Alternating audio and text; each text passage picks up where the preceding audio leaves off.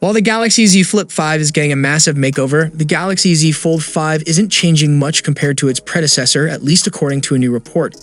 Samsung's next-generation flagship foldable phone will come with updated internals and hardware, but it could continue using a design similar to the Fold 4. According to Tipster Ice Universe, the Galaxy Z Fold 5 has the same 6.2-inch cover display as the Z Fold 4, including its aspect ratio.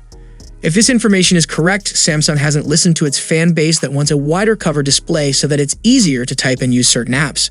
The phone is reportedly just 0.2 millimeters thinner than the Fold 4. However, when it's folded, it appears that because of the implementation of the new hinge, the gap between the two halves will reduce, and it is 13 mm thin, which is 1 millimeter thinner compared to its predecessor.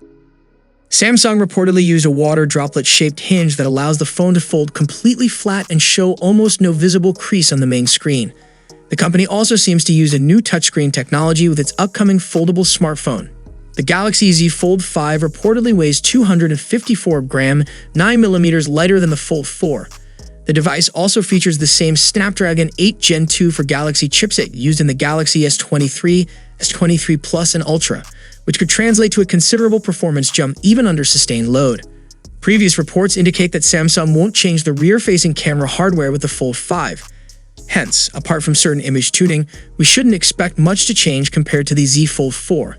It may offer 8K 30fps video recording using the rear camera, similar to the Galaxy S23 series. The phone will continue to offer an IPX8 rating for water resistance, but the company has reportedly improved dust resistance. Whether or not it will come with a dust resistance rating remains to be seen.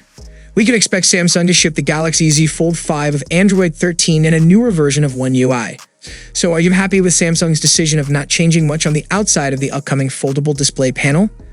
Let us know it down below in the comment section, and for more Galaxy news you can check out our channel, and I'll see you guys in the next one. See you for the next time. Peace out.